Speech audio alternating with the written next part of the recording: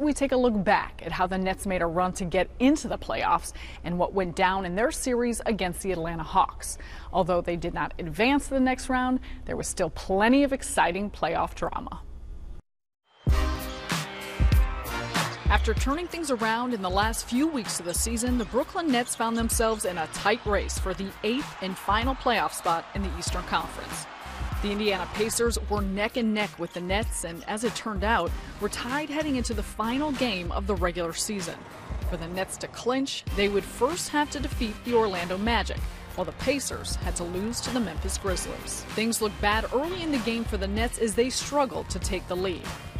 You know, you're sitting there, the way it started, I'm thinking, geez, we're going to lose this game, and then Memphis is going to beat Indiana, and that's going to be our fate. And then our guys figured it out. In the second half, they made a run, and with Bojan Bogdanovic's timely shooting, the Nets took control of the game and never looked back. Johnson on a kick. Bogdanovic. He is lethal!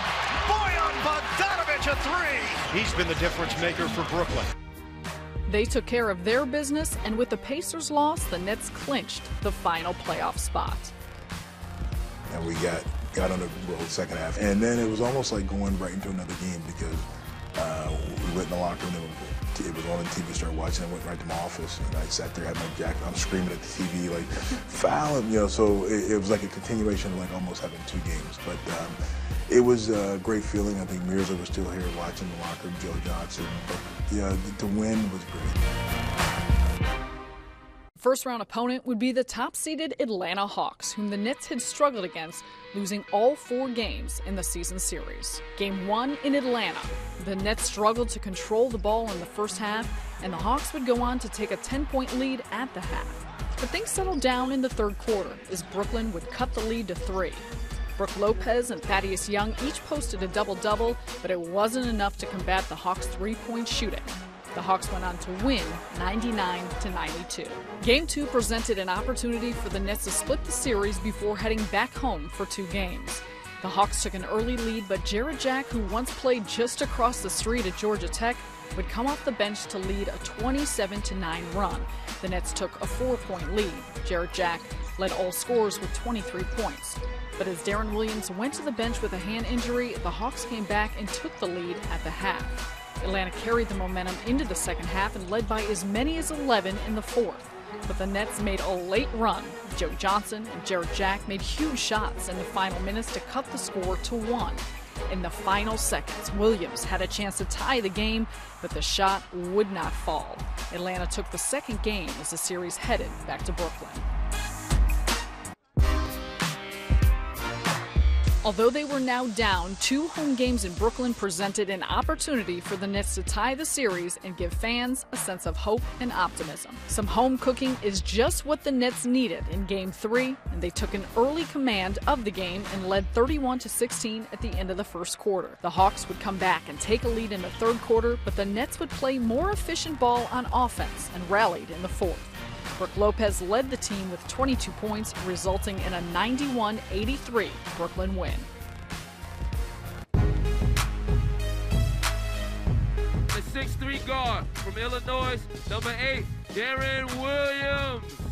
We got one back in here, and hopefully we can win this one tonight to tie it up. Really excited to watch the Nets get this win. Pretty confident from last game. All games have been close. They really could have gone either way.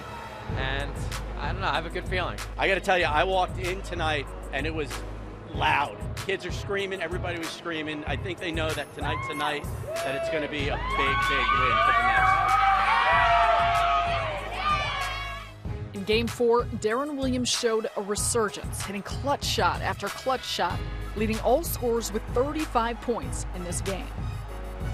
It's Williams, heat check. Oh yeah! Williams from downtown. This is just a guy right now who's not only feeling it, but wants the basketball. Wow.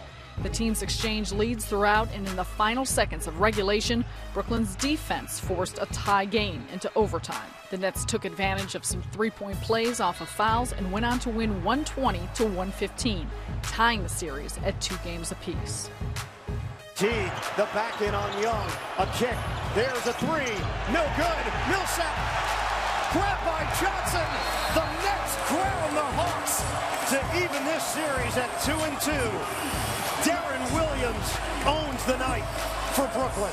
Back in Atlanta for Game 5, it seems like home court advantage would be the story in this series as the Hawks took an early lead by as many as 17 points. But the Nets would answer back in the second quarter with a big run, cutting the lead to 6. However, the Hawks went on another run in the second half. The Nets would cut it to 1 in the final minutes, but Atlanta was too much, taking this game 107-97. Another home game in Brooklyn for Game 6 and the chance for the Nets to force a Game 7. The Hawks got hot from three-point range early, building a large lead, but the Nets still had some fight and cut the lead to 3 in the second quarter. However, in the third quarter, Atlanta took advantage of some fast breaks and defensive breakdowns by the Nets. They pulled away and the lead was too much for Brooklyn. The early elimination was tough to swallow, but there are some building blocks left from this season they can take into next year. We'll have to collect our thoughts and get ready for the summer. It's an important summer for our young players. I'm proud of how we battled and took them to what we've taken to the 6-game series.